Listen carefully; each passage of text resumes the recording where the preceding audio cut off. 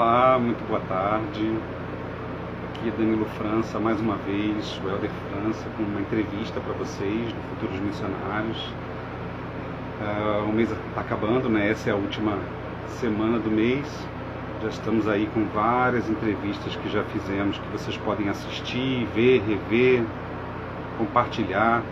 Hoje nós vamos entrevistar o Roberto José Batista Farias, ou de Farias, que já entrou aqui, ó. Deixa eu convidar ele. O Roberto é um cara espetacular. Vamos ter uma ótima entrevista agora. Hoje está um dia atípico aqui no Rio de Janeiro, né? Muito quente. As crianças estão brincando no quintal, então se tiver algum barulho, não me critique, por favor. O pessoal que está entrando aí, o João, o Igor, sejam bem-vindos, o Menezes. Muito obrigado pela audiência. Vocês assistem e depois compartilham. Senhor Roberto. Boa tarde, tudo bom, meu amigo? Muita gente te chama assim, de seu Roberto? Ah, o meu genro me chama assim, só que eu não gosto muito não. Eu falo assim, toda vez que você me chamar de seu Roberto, eu vou chamar você de seu Arthur. Então vou chamar você de seu Roberto só de propósito. Não, Brincadeira. Para mim você sempre vai ser o Helder Farias. E pra mim você sempre vai ser o Helder de França. É verdade. Da França, porque tio de França é o Fernandinho, né? Lá de Piracicaba. Exatamente. É verdade. Na nossa missão, nós fizemos missão juntos e nós tínhamos o Helder França, que era eu e o Helder de França, né? E aí foi interessante que eu estava no escritório da missão, no final da minha missão, final ali de 98, não, final de 97, início de 98. E eu fui transferido, né? Fui transferido para casa, né? Terminou minha missão. E aí quem me substituiu foi o Helder de França. Então, os França dominaram o escritório da missão por um bom tempo. Você se clonou, né? Exatamente. Isso deve ter sido confuso para o pessoal que ficou lá. Engraçado. O França não foi embora? Não, o França está aqui. Pois é, olha aí. Como está a família? Como é que está Brasília? Estamos ótimos. Muito bem. Tudo ótimo. Aqui agora sim, deu uma trégua da chuva, né? Tava chovendo bastante. Agora hoje abriu um sol bem bonito. Né? Mas agora já é período de chuvas por aqui, né? Vai chegando no final do ano, é chuva. Entendo. Aqui no Rio de Janeiro deve estar uns 45 graus agora, não é possível. Está muito quente. Oh, maravilha. Mas é que nem fala um amigo meu, né? Essa questão do calor é muito relativo, depende da distância do mar, né? Isso é verdade. Porque se eu tivesse aí, eu não tava reclamando, não. Porque aqui a gente tá no meio do deserto do Saara. Eu moro aqui a 50 quilômetros da praia, então estou muito longe. Ah, mas você tá pertinho, meu amigo. E eu que tô a nem sei quantos 500, quilômetros. 700 quilômetros, acho. Não, é mais, eu acho que é 1000 e pouco. É mesmo? É. Não sabia, não calculei. Pois é. Tem um rapaz aí, o Vitor, que perguntou qual missão que nós fizemos. Eu tenho uma resposta pronta para isso. Não sei se você tem também. Manaus já está. A melhor e a maior. E a maior. Como diz o hino, né, da missão. Exatamente, a melhor e a maior, a missão Manaus, a maior, Brasil, missão de Manaus. Isso aí era a gente que cantava, não tinha na letra do hino. Né? É verdade. Isso é muito bom. Eu quero agradecer aqui o Roberto Farias, a Paula, que cedeu você aí um minutinho para a gente poder conversar, uma horinha, né? Da gente poder bater um papo. Seus filhos também, né? Você tem 5 crianças, né, Roberto? Crianças? Rapaz, já estão tudo enorme já, né? Tem um que já me deu um neto, tem um que já tem um neto já. Então, assim, aqui atualmente com a gente moram só os 2 mais novos, os 2 caçulas. Um caçula de 16 e outro caçula que está com 19 agora. Então, legal. Porque o que acontece? Eu não contei a história, mas quando eu me casei, quando eu me selei com a minha esposa, isso no ano de 2000, ela já tinha 3 filhos. Quando ela conheceu a igreja e se batizou, ela já tinha 3 filhos. E quando eu casei, eu assumi esses 3 filhos, né? E fomos selados no templo. Bacana. O mais velho, ele tinha na época 7 anos de idade, né? E a mais nova tinha 2 aninhos. Com certeza deve ter sido muito importante para eles esse momento, né? Parabéns. Para todos nós. Muito bom, fico feliz. Eu preparei aqui, o Roberto Farias, uma um mini currículo seu, né, com a sua ajuda, claro, e eu quero te apresentar para as pessoas te conhecerem um pouquinho melhor, tudo bem? Sim, tudo bem. Hoje eu tive aqui um improviso, porque a minha impressora decidiu não funcionar, então eu coloquei aqui Ixi, num outro aparelho o meu tranquilo, rascunho, né? tranquilo. Porque eu sempre faço Acontece. um outro improviso aqui, eu colo a minha entrevista do ladinho do telefone, para não ficar parecendo que eu estou Uhum. lendo muita coisa, né? Ah, mas hoje não foi Sim, possível. sim. Então, eu vou ler, não tem problema. Olha, o Germano tá aí. Tudo bom, Germano? Tem É, muitos amigos que não rapaz. são membros que vão estar assistindo, talvez. Isso é excelente, isso é É excelente. ótimo, são grandes amigos. Então vamos lá, todo mundo hoje vai conhecer o Roberto um pouquinho melhor. Então vamos lá. O Roberto José Batista de Farias, ele é de João Pessoa, Paraíba, terra do meu padrasto. Oh, Tem legal. 47 anos e mora em Brasília desde 1980, em Brasil. Ele é casado com a Paula.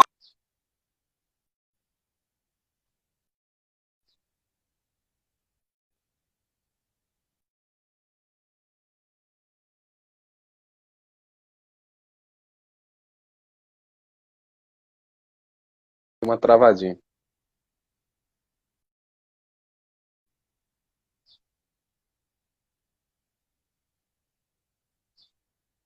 Destaca Brasília ao músico disso, né, Roberto? Quando ele aprendeu a tocar violão e depois guitarra. Em 1995, ele Oi? entrou na.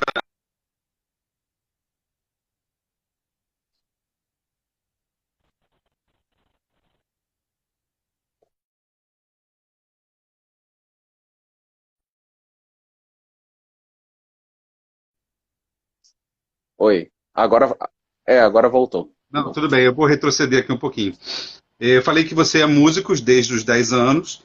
e você aprendeu a tocar violão nessa época e depois guitarra. Em 1995, você entrou na EMB, que é a Escola de Música de Brasília, formou-se nesta instituição em viola clássica, violino tenor e violino clássico.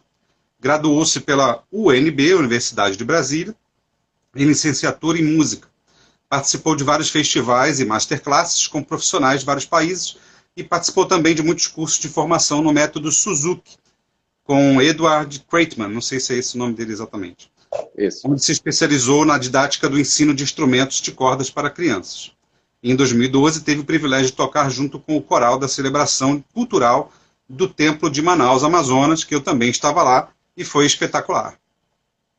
Ele foi professor de violino na MPC, UNB, e do núcleo de cordas do projeto Música e Cidadania na cidade de Paranoá, Distrito Federal.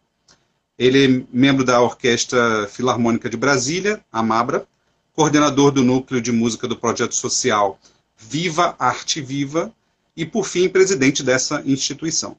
Já tocou com Já artistas foi. de grande porte? Já foi, né? Tá certo, verdade. Só uma correção. Já fui, agora não, Já não sou foi, né? mais. Tudo bem. Já tocou com artistas de grande porte como Ivan Lins, Oswaldo Montenegro, Ellen Oléria, Guilherme Arantes, Hamilton de Holanda e Jorge Versilo. É criador e diretor do projeto Cordas do Gama, com núcleos de atuação no Sesc Gama, e o coral de terapia ocupacional do HRG, que é o Hospital Regional do Gama. Também é criador do núcleo de cordas que hoje funciona no turno integral do Colégio CEF 15 do Gama. CEF significa o quê, Roberto? É Centro de Ensino Fundamental, que aqui no DF tem essas Ah, siglas. Tudo é sigla aqui não, eu no DF. procurei na internet e não encontrei. Não achei o significado. É, Faz todo sentido, é, né? Mas eu não encontrei. pois Todos é. os textos que se referem aos CEFs só fala CEF, não fala o seu significado. É verdade. Não, Isso. legal. Parabéns aí pelo extenso currículo. Eu poderia ficar falando aqui mais umas 2 horas só do seu currículo. A gente teve que resumir Não, aí bastante. Teve uma coisa que eu aprendi quando eu era jovem, que eu procuro carregar comigo, e é uma grande verdade, que quanto mais interesses você tem, mais interessante você fica. E você é um sim. homem rico, né, em interesses. Oh, Com obrigado. certeza um homem Obrigado. muito Bondade sua. interessante. Nada, não é Bondade bondade não, sua. nem exagero. É verdade. Obrigado. Legal. Roberto, conta pra gente como é que você conheceu a igreja. Bom, eu conheci a igreja porque eu morava perto do escritório da missão. Eu via sempre os missionários passando E o mais engraçado é que eu detestava. Eu olhava aqueles rapazes todos de gravata, e terno, plaquetinho. Eu falava, que coisa ridícula. Eu não consigo me imaginar fazendo um negócio desse. Que coisa absurda. Deve ser uma lavagem cerebral isso, né? E aí os meus amigos, né, falavam, que isso, deixa os caras são legais, os mormons são gente boa e tal. Eu, que gente boa, nada. E aí um dia eu estava indo no antigo Pão de Açúcar, né, comprar o pão para minha família. Supermercado, né? No supermercado, ficava perto da minha casa. E aí eu vi duas missionárias, né, elas, é tudo próximo lá, né, e elas estavam procurando o escritório da missão. Era uma gaúcha e uma americana. E aí elas falaram, onde é que fica, né, o edifício Porto Alegre, era onde ficava o escritório da missão antigamente, né. E aí elas acompanharam, eu falei, olha, eu moro perto do escritório da missão, então eu posso mostrar para vocês onde que fica, que eu estou caminhando nesse sentido, né, para minha casa. E aí fiquei curioso, né, falei assim, o que é que vocês fazem, né? Aí ela explicou, os homens por 2 anos saem de casa, largam tudo, emprego, faculdade, namorada, tudo, e vai servir ao Senhor e ensinar o Evangelho de Jesus Cristo. E as mulheres por 1 ano e meio. E tem esse livro, né? Quando ela me mostrou o livro, eu sempre gostei muito de ler, eu sempre fui um leitor compulsivo, né? Dá pra ver, né? Então, Legal. assim, como eu sempre gostei muito de ler, o que mais me chamou a atenção foi o livro. O livro me saltou aos olhos e eu falei, eu nunca senti tanto desejo na minha vida de ler um livro como aquele livro quando elas me mostraram. E eu falei, eu quero esse livro. E elas falaram, olha, Aí eu falei, como é que é? Tem que pagar? Qual o valor? É de graça? Como é que é? E aí elas falaram, olha, a gente vai enviar 2 rapazes para sua casa, eles vão te levar um exemplar gratuitamente e eles vão te explicar sobre o livro. Você quer? Eu falei, claro, é o que eu mais quero. E aí elas marcaram para ir, eles marcaram, né, os missionários, e umas 2 semanas depois, mais ou menos, de que eu falei com as missionárias, né, os elders apareceram lá em casa. Eram o elder McKillen e o elder Chug, os 2 americanos, né? E foi muito legal. É isso mesmo, Ana Sampaio, sisters poderosas minha. Verdade. Eu Elas também sou batismo de aproveitaram sisters, tá? para fazer a referência, né? Pois é, olha aí. Eu acho que as mulheres, elas têm essa sensibilidade que às vezes os homens não têm, né? De estar andando na rua e falar assim, olha, esse é um eleito, né? Essa é uma pessoa que Verdade. pode ter uma perspectiva dentro do evangelho. E aí eu comecei a ouvir as palestras em casa. Inclusive no dia que os missionários chegaram, estavam 2 amigos junto comigo. Os 2 ouviram, mas só eu que continuei ouvindo. Meus pais, bem católicos, né? Eu entendo eles até aquela coisa do instinto de proteção paterna, né? De eu não sei que seita estranha é essa igreja está vindo aqui para ensinar a doutrinar meu filho, né? Aquele instinto de proteção paterna, simplesmente eles falaram, não, a gente não quer que você receba, meu pai me proibiu deles irem lá em casa. Eu, com todo respeito, né, a ele eu falei, pai, eu respeito, é a sua casa, eu acho que o senhor está certo, se não quer, tudo mais, mas eu vou continuar ouvindo, né? E continuei ouvindo as mensagens, só que não lá em casa, né, no escritório da missão e na capela. E foi muito legal, assim, porque foram experiências fantásticas que eu tive a partir daí. E aí, uma coisa que me chamou muita atenção foi quando veio a terceira palestra, né? Que antes tinha aquela sequência de 6 palestras, Sim, né? 6 palestras. E a terceira palestra foi chave para mim, porque era a que falava sobre restauração, sobre o sacerdócio, e tudo se encaixou na minha mente. Porque na minha mente, na época eu tinha 21 anos, eu pensava assim, que todas as igrejas que eu conhecia tinham coisas muito boas. Mas eu não queria me filiar a nenhuma delas. E quando me foi ensinado ali sobre a restauração, tudo fez sentido. Você se identificou com Joseph na hora, né? Completamente. Quando eles fizeram aquela pergunta clássica, né? Eu falei, é isso que eu penso o tempo todo. Né? Muito bom, excelente. Obrigado pelo relato. E com todo esse início assim maravilhoso e tudo, como é que foi para você decidir ir para a missão? Você sempre desde o início já queria ir ou isso foi um processo? Logo, eu na realidade tinha uma admiração muito grande pelos missionários que me ensinaram. E logo quando eu me batizei, eu senti um desejo muito grande de ir para a missão. E eu falei para eles que queria, né? Você E, já estava na inclusive, faculdade nessa época, né? não. Ainda não? Eu era assim, eu era um perdido na vida, para falar a verdade. Eu, Eu me sentia, na época, inclusive, quando eu me batizei, eu me sentia o verme do cocô, do cavalo, do bandido, né? Então, Eita, assim, rapaz. porque eu não estudava, não trabalhava, estava bem à toa, bem perdido, assim, no meu rumo, do que eu queria da minha vida. Eu era roqueiro, tocava em bandas de rock, queria só me divertir, na realidade, né? Então foi uma transformação muito grande na minha vida, né? Olha, eu era roqueiro E também, tá? eu tinha cabelo, bastante, viu? Muito Então, bom. assim, na realidade, o desejo de ir para a missão foi porque quando eu vi o que aqueles jovens trouxeram para mim, a transformação e a alegria que me trouxe o evangelho, eu falei, eu não posso ter isso só para mim. Eu tenho que compartilhar com as pessoas também. Perfeito. É isso mesmo. Por... Tá falhando aí, não? Congelou? Não, para mim tá Ah, não. tranquilo. Então foi assim que nasceu o desejo de admiração pelos missionários que te ensinaram, né? Muito bom. Excelente. Para mim também foi assim. Desde o início, quando eu conheci as missionárias, elas eram tão valentes, tão corajosas, rapaz, tão com uma história de vida tão difícil, que Ó, a Aninha eu me falou que era. senti assim, caramba, eu não tenho nada que me impeça de fazer o mesmo trabalho que essas garotas fazem e de ser tão bom quanto elas. E aí eu fui também ser um missionário, Maravilha, né?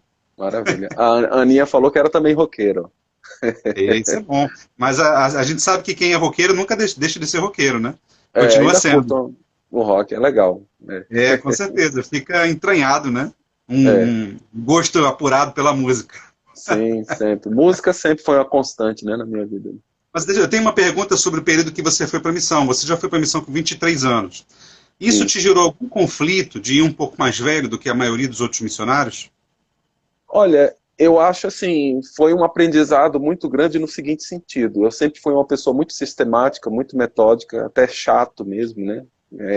Eu me lembro que a primeira reunião de zona que eu cheguei, os missionários eram muito brincalhões e irreverentes, né? Era o Elder Denis e o Elder Assunção eram os líderes de zona da cidade A nova, né? Assunção é meu vizinho aqui, É. praticamente. Aí o França era dessa zona também, o Paulo, né?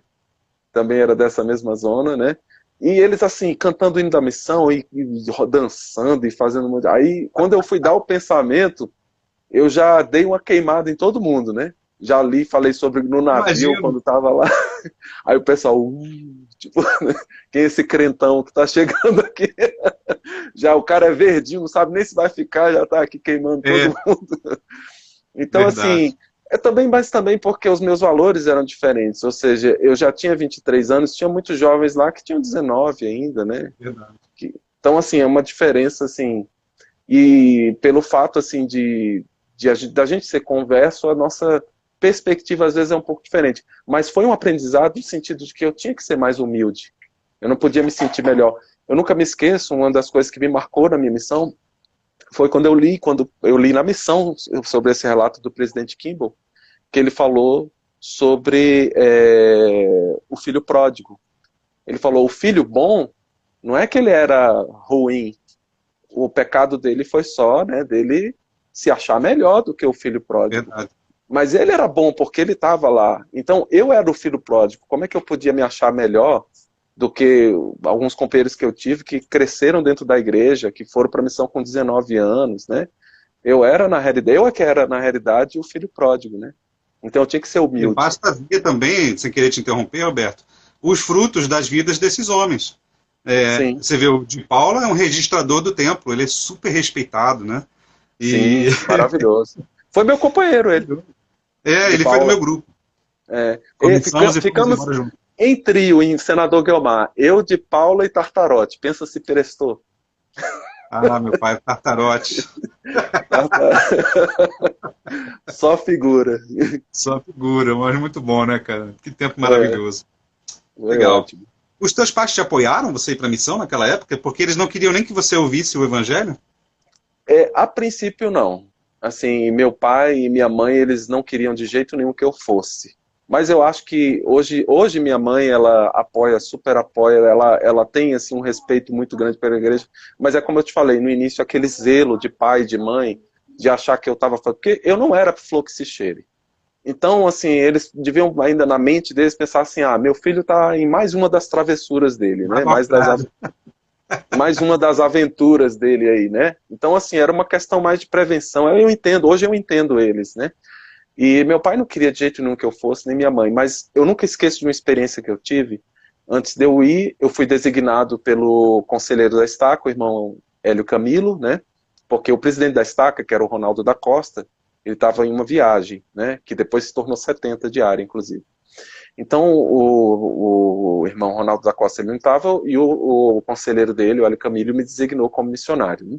E quando ele foi me entrevistar, uma das coisas que ele falou, Roberto, amanhã, quando você sair para ir para a missão, seus pais vão chorar muito. Você vai ver eles chorando como você nunca viu na sua vida.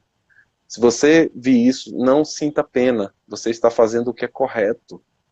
Não olhe para trás. Vá e siga o seu chamado. Na hora eu achei uma bobagem aquilo que ele falou, né? Eu falei, isso aí não tem nada a ver, não vai acontecer isso, tal, né? Meu pai tá durão aqui, tá, né? Não quer que eu vá para a missão nem nada. Mas é impressionante. Quando eu terminei de arrumar minhas malas, que o irmão Luiz Eduardo, né, um grande amigo meu, ele estava esperando lá do lado de fora no carro para me levar para o aeroporto. E quando eu fui lá, dei um beijo, meu pai estava deitado ainda, eu levantei, fui dar um beijo nele, me despedi, e minha mãe também. Eu nunca vi meu pai e minha mãe chorar tanto como naquele dia. Meu pai, pensa, o meu pai, um paraibano gigante, um negão grande, né? Chorava de soluçar, de tremer, assim, né? E, assim, na hora eu me lembrei do que o irmão Hélio Camilo falou. Porque me deu uma coisa, assim, sabe? Aquele aperto no peito, aí eu só respirei fundo, não olhei para trás e fui em direção ao carro. Porque eu sabia que eu estava, até me arrepio, eu sabia que eu estava fazendo a Também. vontade do Senhor. Você conseguiu passar para a gente aí o sentimento exato que você viveu naquele momento, que até eu me arrepiei também. Eu encontrei com esse irmão Hélio Camilo numa conferência, numa noite familiar que nós tivemos aqui com o presidente Monson, na época, né? E aí eu compartilhei essa experiência para ele. Ele falou, eu nem me lembrava, porque a gente fala as coisas quando o Espírito manda a gente falar, mas depois, né, para quem marcou, a pessoa lembra, né? Mas ele foi usado como uma ferramenta pelo Espírito naquele momento. Muito bom, que experiência legal, né? Eu não sei se eu já te contei, se você viu a contar aqui, mas tenho certeza que alguém não ouviu ainda.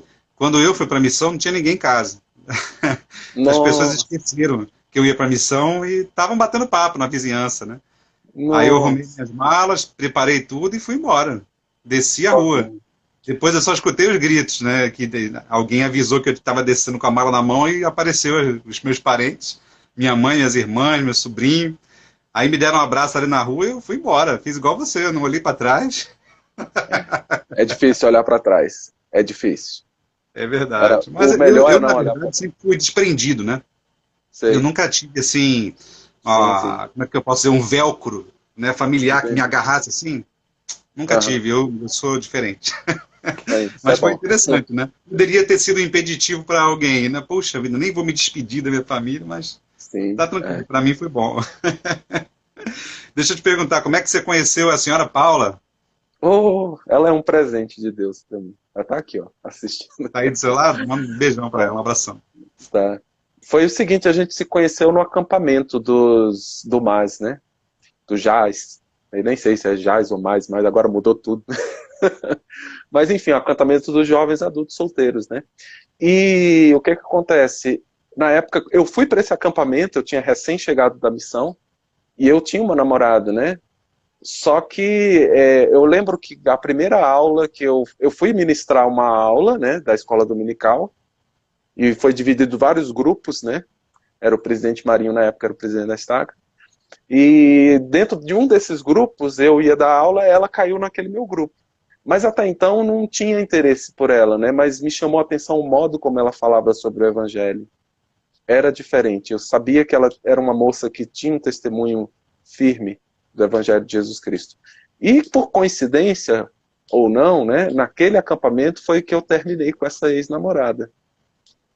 E no ônibus, quando eu voltava, e no ônibus, quando eu voltava para casa, a Ana Paula, ela sentou bem no banco da frente, e ela era uma moça muito bonita, me chamou a atenção, e eu ficava muito sem graça quando ela olhava para mim, né? E ela percebeu isso, né? Depois nós viramos grandes amigos, né? E assim, ficou o contato daquela época do acampamento, E o Senhor, ele me mostrou que a melhor coisa que eu poderia fazer seria casar com uma boa amiga, que tinha um bom testemunho do Evangelho de Jesus Cristo e que era uma moça linda, maravilhosa. Isso é uma coisa é muito verdadeira. E eu fico pensando assim, aconteceu a mesma coisa comigo também. Eu casei com a minha amiga, a minha esposa é a minha melhor amiga. Uhum. Mas os jovens de hoje não veem isso. Eles querem as relações miojo, né? Sim. 3 minutos você conhece, já está namorando, já beijou, né? Já está quase no casamento, né? E miojo faz um mal para a saúde, rapaz. Até apesar de que na missão, hein? É até gostoso, mas, rapaz, tem que conhecer, tem que ser amigo mesmo, né? Tem que experienciar situações juntos, onde você percebe como a pessoa reage diante de certas situações ou pressões, porque isso vai mostrando muito como é que vai ser aquela pessoa no futuro, né? Liga, só um minuto. Liga a luz aí, por favor. É só porque tá meio escuro aqui, pedi para ligar a luz. Não, melhorou? Melhorou, tá ótimo. Tô vendo a sua careca brilhando. Tá brilhando. Rapaz. Legal. E deixa eu te perguntar, quando você soube que ia servir em Manaus, o que passou pela sua cabeça? Rapaz, eu trabalhava na Musimed, né, numa loja de instrumentos musicais.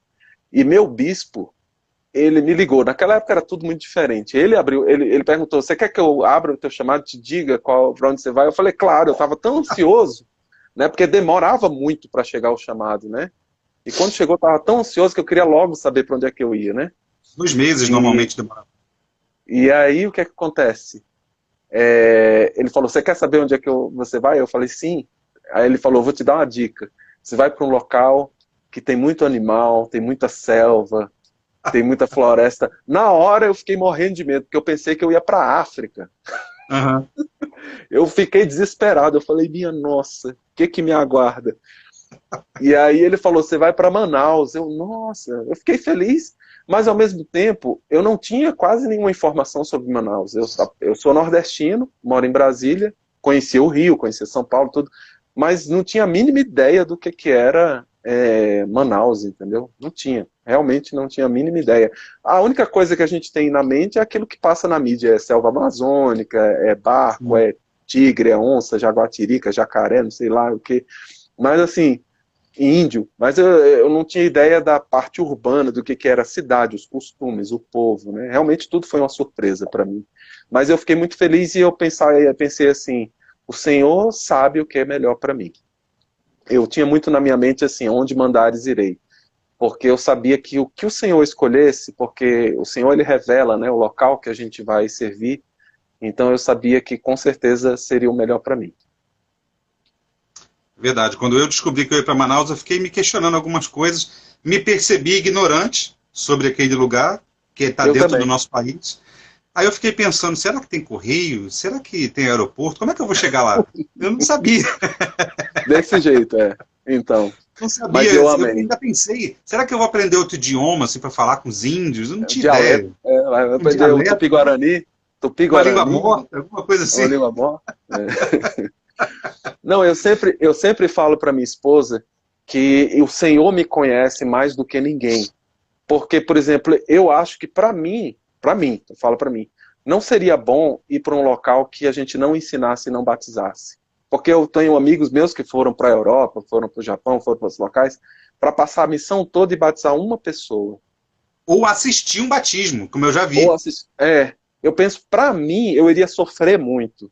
Agora, por outro lado, a gente morava em casa de madeira, tinha local que não tinha. Eu peguei hepatite, peguei verme, comi jacaré, comi essas paca, essas coisas tudinho. Então, assim, o conforto, aí o sol muito quente, aquela urticária que a gente tinha, ficava coçando o corpo o tempo todo. Pasta d'água era nossa companheira. Minha nossa. Então, assim, eram desafios físicos, era uma guerra. As snakes, né, e tudo. Mas, assim, por outro lado, a recompensa espiritual era muito grande. A gente batizava toda semana, a gente ensinava toda semana e ensinava muito. Você sabe que os números eram altos lá, né? Quando eu vejo, assim, e penso sobre outras missões, eu penso que era uma bênção muito grande. Porque a É gente tinha a verdade. oportunidade de crescer, de ensinar, de conhecer as pessoas, de estar na casa delas, né, pregando o evangelho. Isso aí não tem preço. É verdade. A missão Manaus e a missão Recife foram os que mais batizaram no mundo durante muito tempo. Ah, eu tenho uma história sobre carioca. Posso falar? Pode, claro. Porque o que acontece? Quando eu estava na missão, eu sempre pensava assim, eu orava para o Senhor e falava assim, porque eu tinha um preconceito muito grande com carioca e com baiano, né? Aí olha só que engraçado. Primeiro eu tive, no começo da missão, a gente ficou em trio. Eu, o Helder M. Era M. Santos? Como é que era o nome do. Eu acho que era isso. E o Helder J. Conceição, que era baiano, Ah, né? meu pai. Nota Conceição E Baiano. a gente ficou em trio. E eu fiquei com muito trauma daquilo. Eu falei, nossa, não dá, não dá. E aí o que acontece? Quando eu estava em Senador Guiomar, lá no Acre, e aí o Tartarote e o de Paula foram transferidos, eu ia receber um novo companheiro. E aí eu falei assim, ficava orando pro Senhor, tomara que não seja nem baiano nem carioca, nem baiano nem carioca, nem baiano nem carioca. E aí de repente eu fui lá, você vai buscar teu companheiro lá na rodoviária. Eu cheguei lá e era o Helder Basílio. Aí Meu logo quando eu, cargão! aí logo quando eu cheguei lá, ele falou, você é o de Farias? Eu, pronto, Eita, carioca. carioca. Até o último fio de cabelo. Mas eu vou te falar, foi um dos melhores companheiros que eu tive na missão. A gente fez milagres lá em Senador Guiomar. Quando a gente se encontrou lá na dedicação do Templo de Manaus, a gente chorava, se abraçava, ele me beijava, entendeu? A gente, É verdade. assim, Ele é muito carinhoso. a gente tem um amor um pelo outro, e uma admiração um pelo outro, porque juntou a fome e a vontade de comer. O pessoal sempre falava assim, os membros, o Basílio ele tinha uma coisa magnética, ele andava na rua, as crianças corriam atrás É dele. verdade. As Concordo. crianças corriam atrás dele. Eu ficava Carisma impressionado com natural aquilo. incrível mesmo.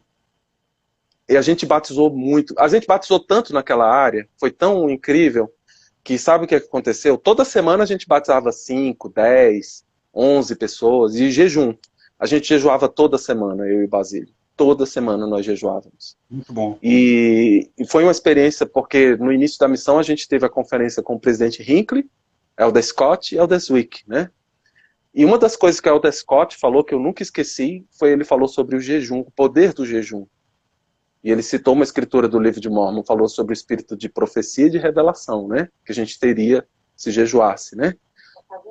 E aí o que acontece? A gente começou a jejuar direto, jejuar. E batismo, batismo, batismo, batismo, que a gente não dava conta. Aí ele até falou para mim, quando a gente esteve lá na dedicação do Tempo de Manaus, ele falou, Farias, você se lembra que o presidente do ramo falou assim, vamos fazer 2 dias reunião batismal, porque está ficando muito irreverente.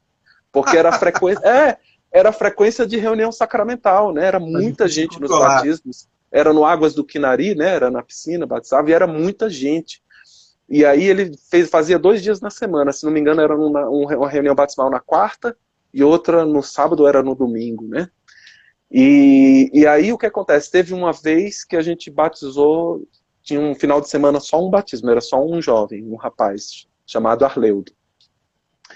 E aí o pessoal falou, nossa, mas só um batismo? Né? E aí eu fiquei chateado, né? Fiquei até triste, assim, meio chateado. Aí eu falei, irmão, é uma alma, né? Poxa, Falar. né? Fiquei bem triste, assim, poxa, um batismo só e tal.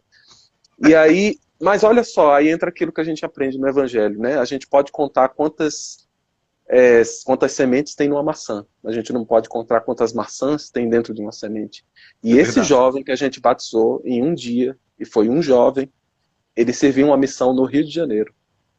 E batizou muitas pessoas, ensinou muitas pessoas. Que é o Arleudo.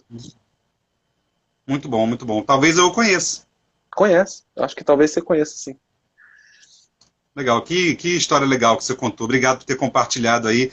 E mais legal também foi a quebra dos preconceitos, né? Nossa, eu amo o Rio. Olha só o que o senhor quis me ensinar. Aí eu casei com a esposa que a família dela toda é carioca. Tava te preparando, Basílio, ó. Pois Você tem que é. ser grato a ele. Mas eu vou aí no Rio. Deixa passar essa bagunça aí que eu vou aí no Rio visitar vocês. Vem comer um feijão preto comigo. Aqui a gente come só feijão preto aqui. A esposa é tudo carioca, a família. Tá certo. Muito bom, muito bom, muito bom. Parabéns, obrigado. Que outra pergunta que eu tenho para você? Sim, você falou de coisas boas da Missão Manaus, a gente falou sobre muito batismo e tudo, mas o que foi mais difícil para você durante toda a missão? O que você É como, realmente, puxa, isso está difícil para mim?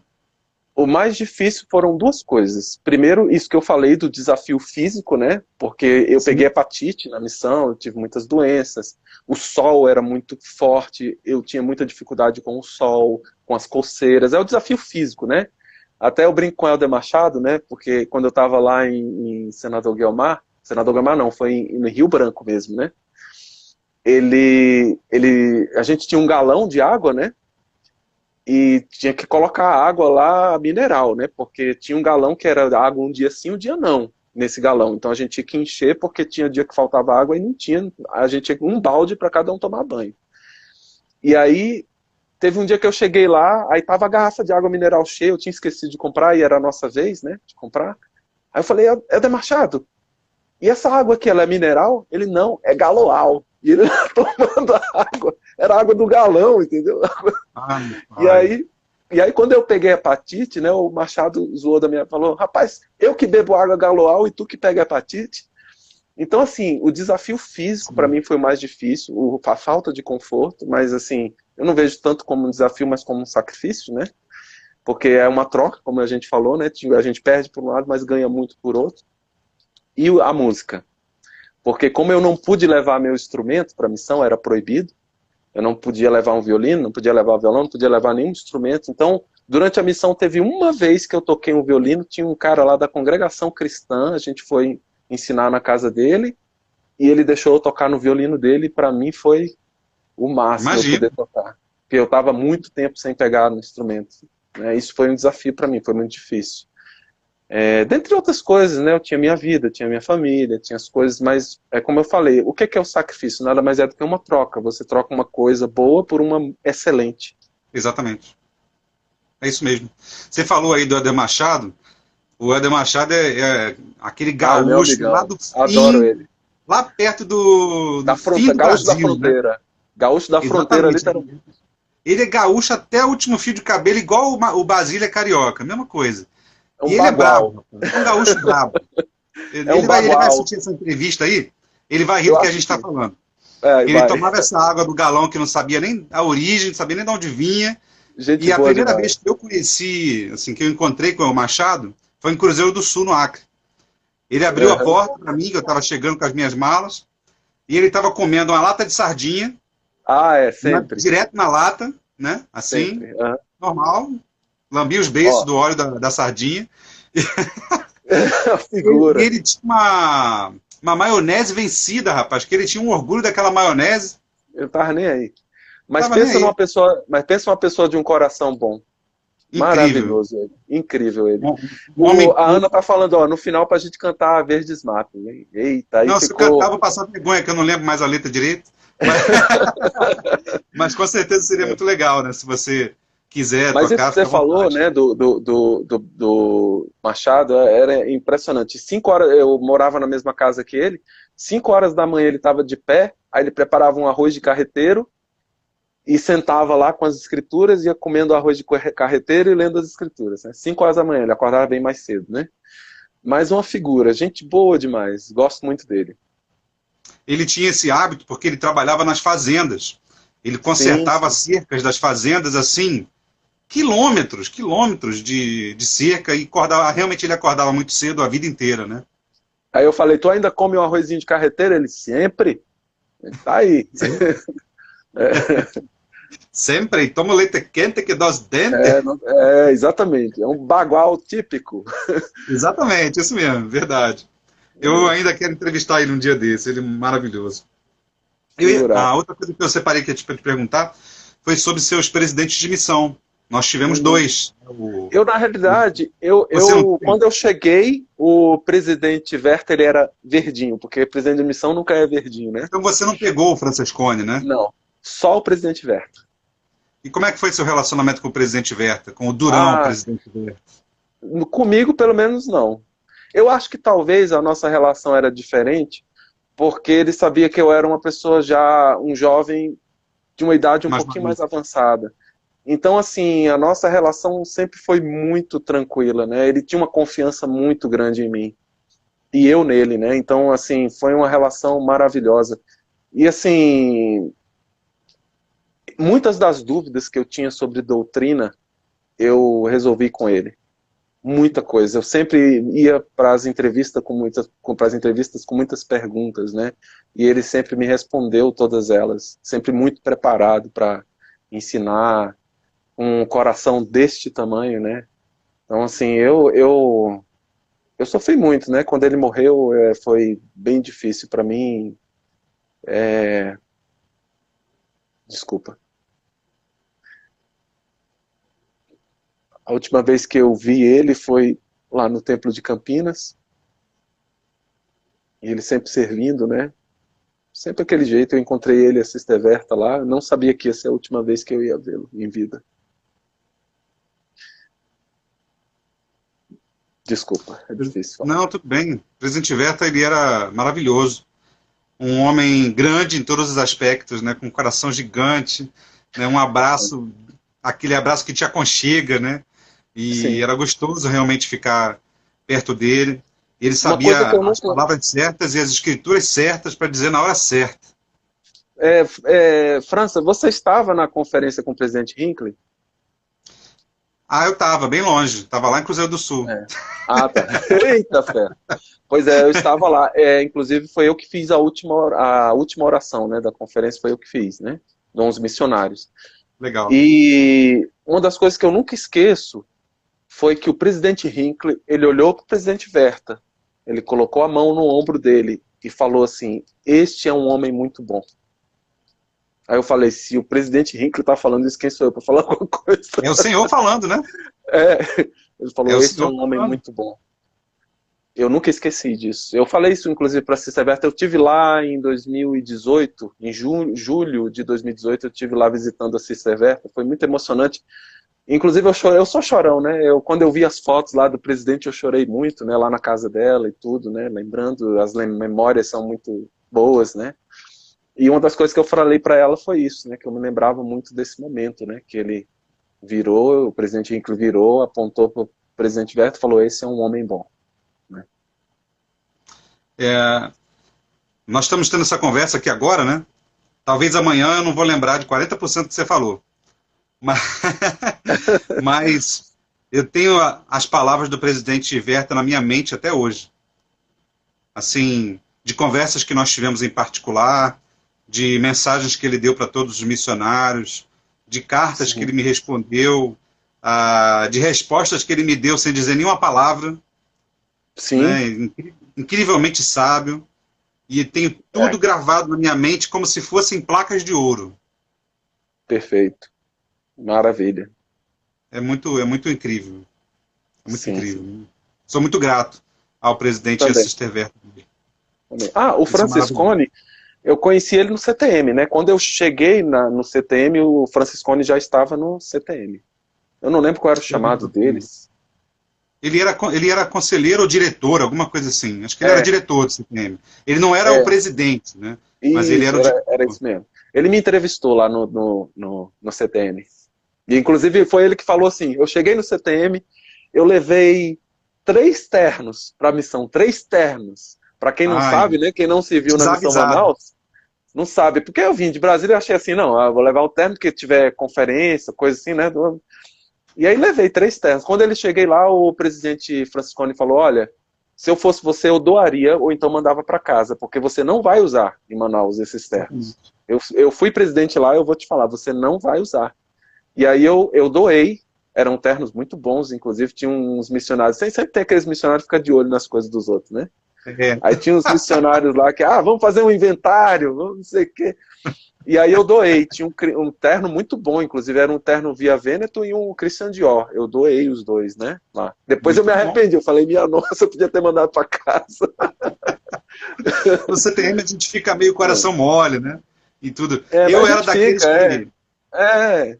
dei mesmo. Eu não fui para missão com condições de doar nada para ninguém, eu fui daqueles que recebeu, entendeu? Entendi. Eu fui com quase nada. Eu também, porque na realidade os membros me ajudaram, eles que pagaram minha missão, né? E eu sou Legal. eternamente grato a eles, porque eu não tinha condições de pagar minha missão, minha família não era membro e nem estava disposta a pagar, e muitos irmãos da ala me ajudaram e me mantiveram e eu pude fazer, servir uma missão. Então, assim, eu Eu tenho também fui uma assim. imensa gratidão. Eu fui pela base das doações, né? Eu Senão também. eu não teria ido. E eu sou muito grato por esses membros que doaram, aqueles que eu conheço e aqueles que eu não conheço, que doaram para eu É. poder ter servido missão. Assim, eu procuro hoje ser o mais generoso, né? Dentro das minhas possibilidades, para que outros jovens possam ir, mesmo que não tenham um centavo, mesmo que não A tenham gente a roupa para deve. ir para a igreja no domingo, né? Para que eles Perfeito. possam estar na missão. Isso é o principal. Acho que a gente tem que sempre lembrar dessa forma. Eu, até hoje, eu também sempre contribuo e ajudo com os missionários da minha ala e os missionários em geral, eu sempre estou disposto a servir eles, porque é Eles o trabalho merecem. do Senhor. E é o trabalho do Senhor, eles são embaixadores de Jesus Cristo, né? É verdade. Eu gosto muito de levar os missionários para comer, rapaz. Que alegria que me dá Ah, de ver aqueles meninos é bom comendo. demais. Com certeza. Teve A uma gente aqui vez que eu também fiz uma capricha. brincadeira, e fiz uma brincadeira, Ah, tinham 4 missionários, né? Aí eu falei, hoje eu vou levar vocês na churrascaria. Aí eles ficaram todos oh, felizes, né? aham. Aí eu falei, só que essa churrascaria, eles são especialistas em carne de porco. Aí, então, rapaz, eu levei eles na banquinha daquelas de feira, que fica Eita, um porco aberto pela metade e a cabeça pendurada sangrando, entendeu? eita, ferro. Aí os americanos ficaram Ficaram com olhando medo. assim, rapaz, esse irmão é maluco. Eita, ferro. Mas eles comeram, rapaz, eles comeram muito churrasquinho de porco. Não E, é? nossa, foi uma E, experiência para eles muito legal. e essas coisas simples é que são boas, né? Essas coisas simples é que são legais, assim, né? Sim, exatamente. Eu perguntei a um deles, rapaz, sua mãe, quando ela vier dos Estados Unidos te buscar, você traria ela aqui? Ele, nunca, jamais. Nunca minha Pois mãe é. ia comer um espetinho olhando para o bicho cortado pela metade sangrando. Aham. Ó, mandar um abraço pra minha nora, que ela tá aqui, a Tainá. Beijo, Ah, Tainá. legal. Quem falou, Tainá, um abraço, obrigado por estar aí. Quem falou com a gente nos comentários aí, eu passei batido, foi o Bispo Jotil. Ele é aqui do Rio de Ah, tá. Janeiro. Ele disse Legal, que faz 20 anos hoje que ele voltou da missão. legal. Parabéns, Bacana. parabéns, muito bom. A Ana Dessas falou que ama experiências. vocês. Falou aqui pra Ah, gente, que ó, que bom. ama a gente. A Não Ana é um sabe, docinho, rapaz. ela não sabe o que que a gente é pra falar isso, né? Ela acha que a gente é santo, né? É verdade. A Ana Sampaio Conhecer e o essas marido dela, o peças. Rildo, e Aham. você não sabe que eu penei para entrevistar eles, rapaz, porque eu falei com Ah, a Ana, eu vi a entrevista, eles aí ela são ficou ótimos. fugindo. Ela não queria, Mas estava com eles são vergonha, não ótimos. tinha, ela não estava preparada para um evento desse porte, né? Ela não tinha Não, e roupa, ela não tinha cabelo, não sei o quê. nada. Aí E a experiência de vida deles é fantástica. Eu fiquei encantado com a experiência de vida deles, né? Eles têm foi uma entrevista muita espetacular. experiência. Fantástico. Foi uma entrevista maravilhosa. E você sabe que, assim, para mim, que faço a entrevista, que preparo tudo, é ainda mais enriquecedor, porque eu conheço muito melhor a pessoa que está sendo entrevistada. Então, eu ganho muito. Eu ganho Sim, muito. todos nós, né? Pois é. Então, Obrigado. A missão Manaus é engraçada porque quando eu fui para Manaus, na missão, a missão Manaus, ela ainda o Pará, antes de eu ir, o Pará ainda fazia parte. Quando eu fui, recém tinha dividido o Pará como uma missão independente, É, né? tinha um tempinho, é verdade. Mas ainda assim Viu a era missão muito dele. grande, porque são 4 estados, né? O Amazonas, que é já gigante, Roraima, Rondônia e o Acre, né? Então, assim, teve missionários que eu nunca vi na minha vida, que serviram na mesma época que eu. É verdade, eu também tenho muitas situações assim. Muitos irmãos que nunca serviram perto de mim. Mas, Era, deixa eu fazer uma pergunta.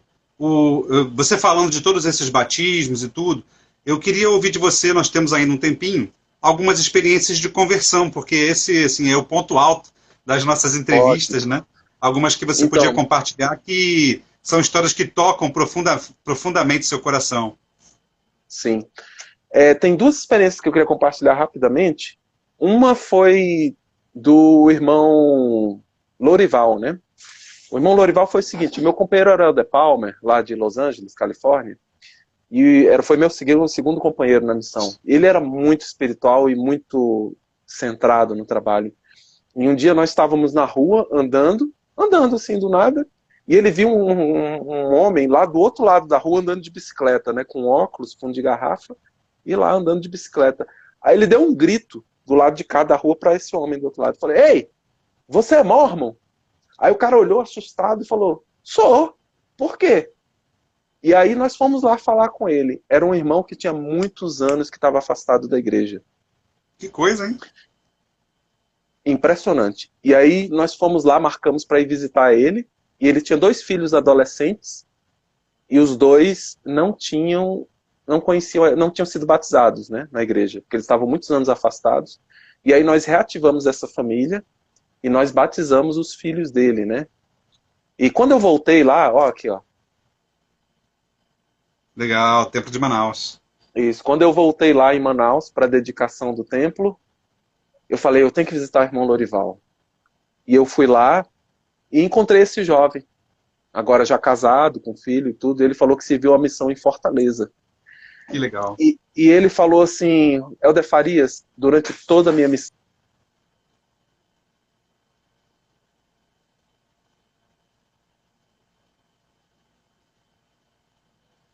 Travou um pouquinho aí a internet do Roberto, daqui a pouquinho ele vai continuar essa história pra gente.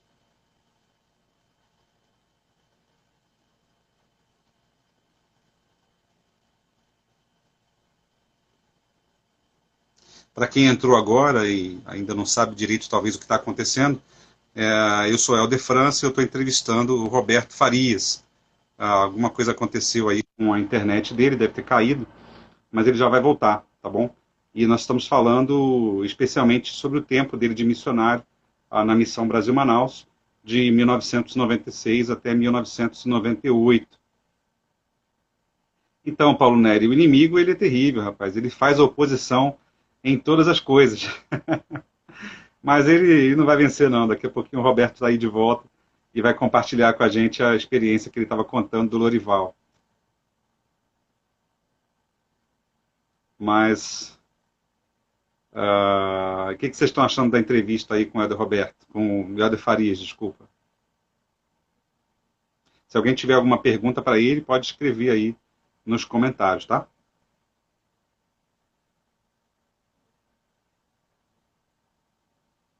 Deixa eu ver aqui se ele já voltou. Para eu convidar ele de volta, né?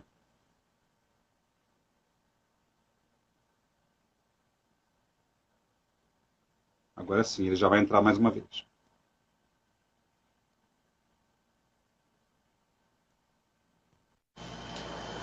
Caiu. Roberto, você caiu, hein? Você estava falando do filho do Lorival, falando da missão dele. Isso. Aí ele falou que ele sempre lembrava de mim, porque quando a gente ia visitar ele, a gente sempre cantava hinos. E ele falou que durante a missão dele, ele teve muitas experiências assim, cantando para as famílias que ele ensinava. Então, assim, foi bem legal isso. E assim, foi uma emoção muito grande voltar lá e ver aquela família novamente depois de tantos anos, né? Outra experiência também muito marcante, que foi também quando eu voltei lá para a dedicação do Templo de São Paulo.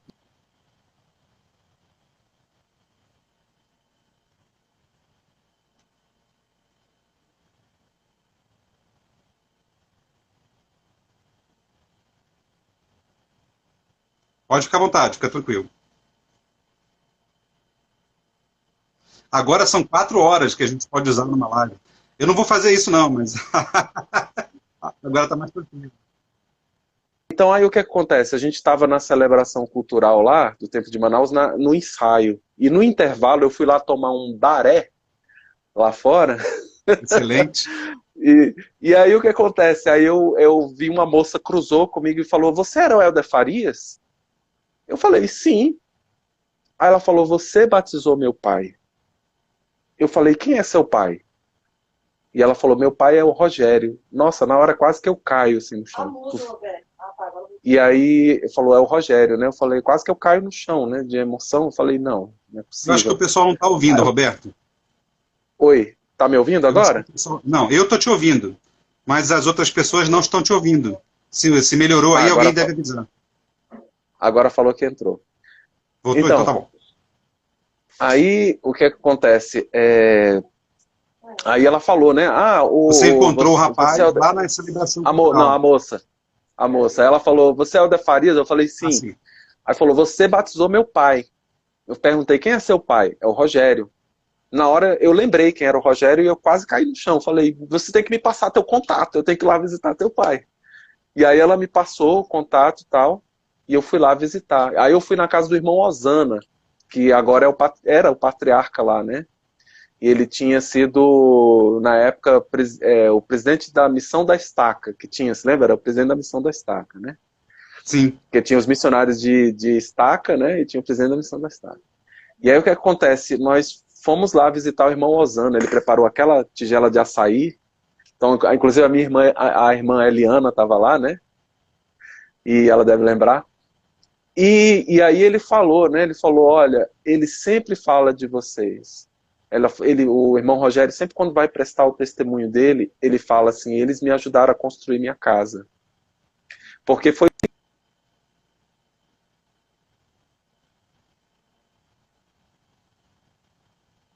de manhã uma revelação.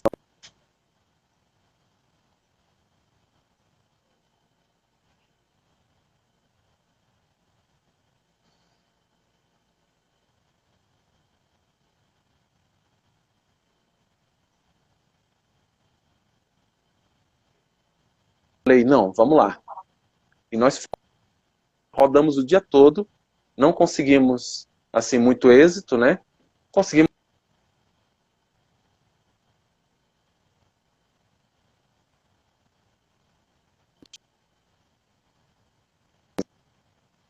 Vamos lá.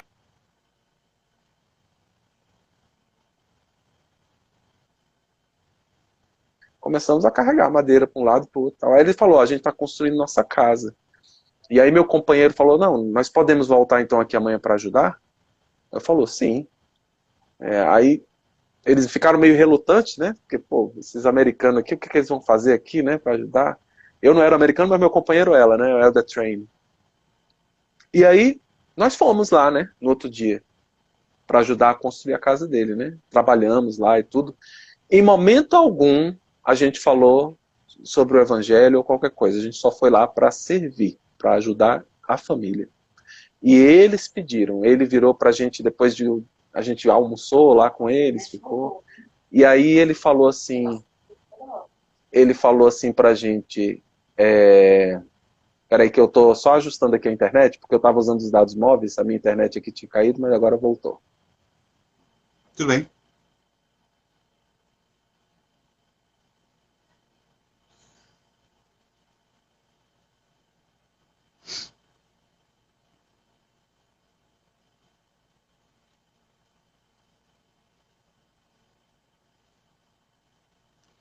Roberto, você pode voltar um Voltou. pouquinho no seu relato?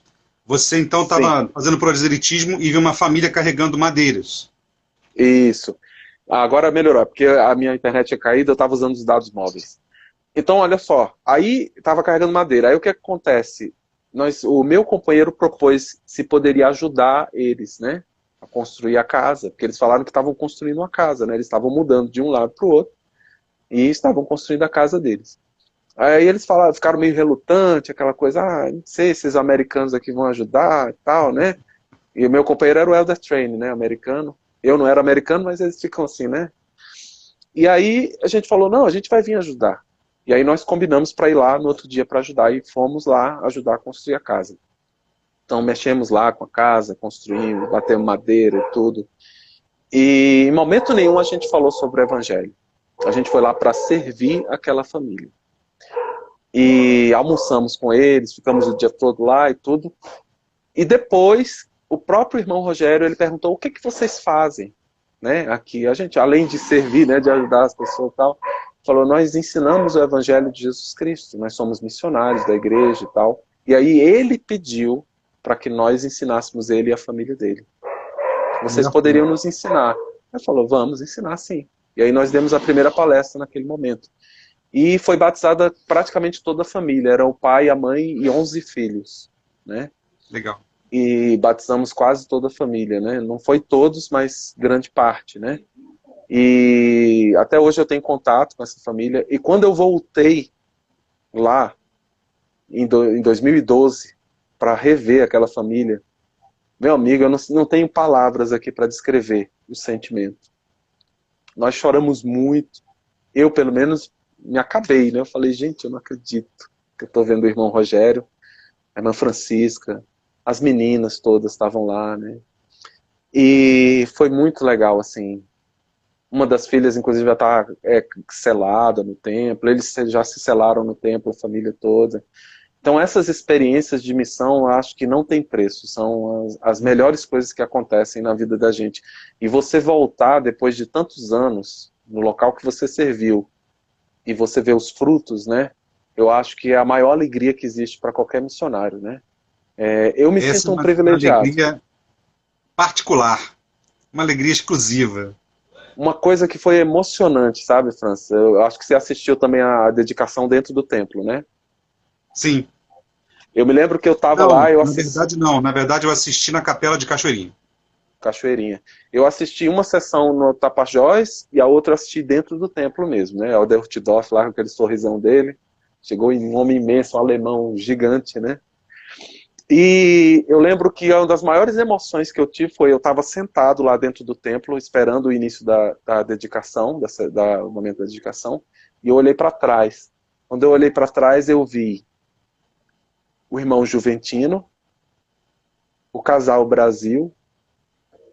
Nossa, na hora me deu um sentimento assim que é indescritível a emoção. O irmão Juventino não está mais entre nós, né? Você deve ter ouvido falar dele, né? Uma figura, né?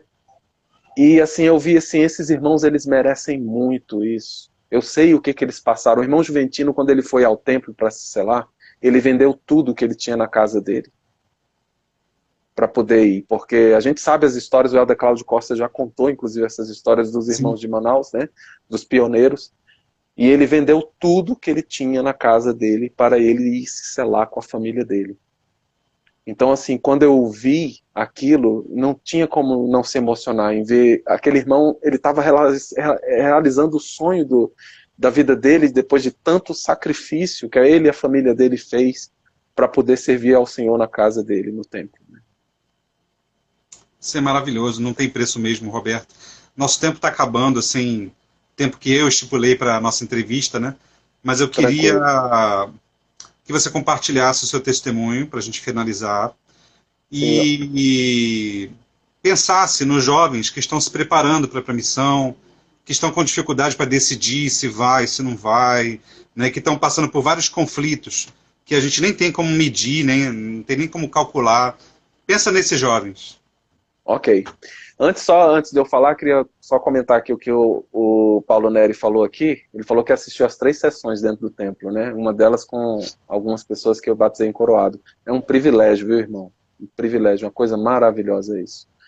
Bom, então eu queria prestar meu testemunho do seguinte: a missão é esperado de todo jovem com suas capacidades físicas plenas e emocionais, é esperado pelo Senhor Jesus Cristo que ele sirva uma missão. Eu nunca vou esquecer da experiência quando eu era bispo. Teve um jovem que ele tinha um problema sério nos joelhos, que impedia ele de caminhar longas distâncias.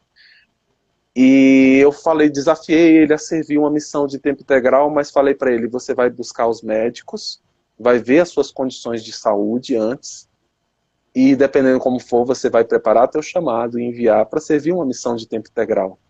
E ele falou assim: tá bom. Aí antes eu falei para ele: você vai orar, você vai fazer como Enos, nem que fique o dia inteiro orando, mas ore para saber se é o que o Senhor espera de você. Na outra semana, quando eu fui entrevistar ele, ele me deu uma resposta muito interessante. Ele falou o seguinte: bispo, eu sei que eu tenho esse problema sério nos joelhos, eu não sei se a minha condição física e de saúde vai permitir, mas quem envia o chamado para a missão é o profeta.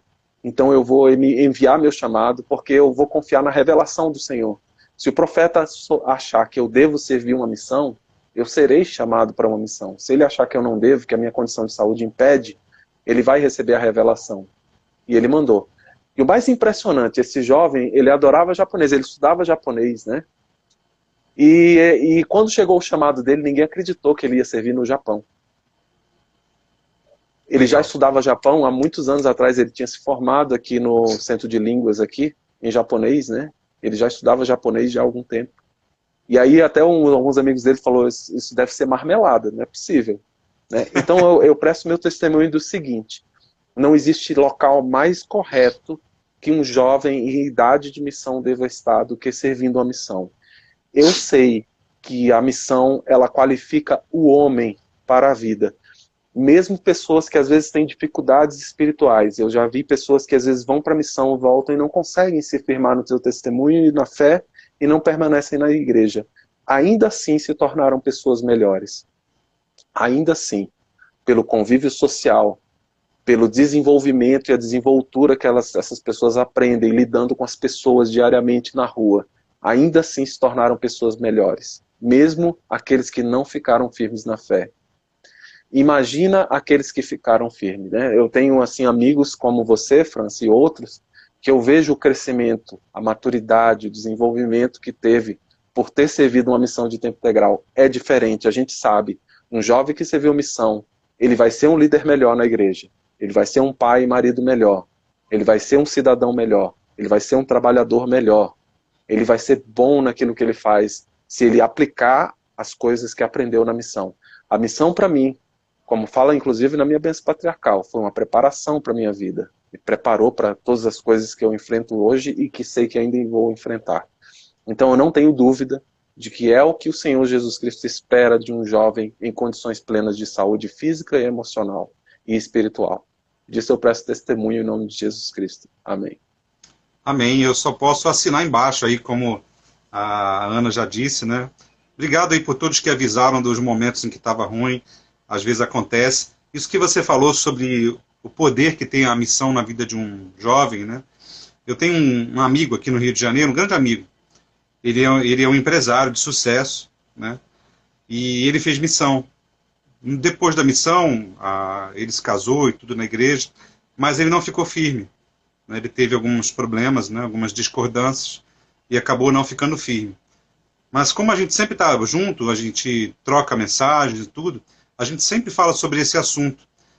E ele tem a confiança 100% em quem foi missionário. Ele sempre fala das coisas que ele tem na vida dele porque ele fez missão, né? Da personalidade dele, das coisas que ele consegue perceber, das coisas que ele consegue falar, conquistar. Tudo ele remete à missão, ele não esquece. Eu tenho muita fé que um dia ele volte para a igreja, mas eu falei para ele até que mais do que ele gostaria, a missão e a igreja estão entranhadas na vida dele de um jeito que ele não consegue arrancar, que não vai sair. Sim, é verdade, é indelével. De se entranhar. É indelével. As experiências que um jovem tem na missão vão marcar ele para o resto da vida. Para o resto da vida. É verdade. Muito obrigado, Roberto. Obrigado, Paula, por ter cedido aí o seu maridinho querido, né? Seu amor por esse tempinho pra gente. Muito obrigado por você ter aberto seu coração, a sua mente aí, e o seu tempo para a gente poder trocar essas experiências. Muito obrigado mesmo. Eu quero dizer para todos que essa experiência vai ficar gravada aqui no IGTV. Aqui também nós temos o apoio da Rádio Sud e dos seus outros canais, TV Sud. Vai ficar, depois que a gente terminar também, vai ficar lá para quem quiser consultar, compartilhar. E semana que vem a gente volta com mais uma entrevista maravilhosa. Muito obrigado a todos pela audiência aí. Agradeço também pela oportunidade, tá, França? Você me deu essa oportunidade de lembrar de momentos tão maravilhosos da minha vida. Olha, a Ana tá insistindo aí, ela quer escutar você tocar Verdes Mata, rapaz. Ixi, não, aí me pegou de surpresa. O instrumento nem tá aqui, tá lá dentro do quarto, lá para até pegar aqui. Mas eu vou ficar te devendo, tá, Ana? Mas depois a gente vai tocar aí, vou mandar para ti. É verdade, verdes matas, céu azul anil. Céu azul anil. Deixa ela subir aí. Muitas áreas para desbravar.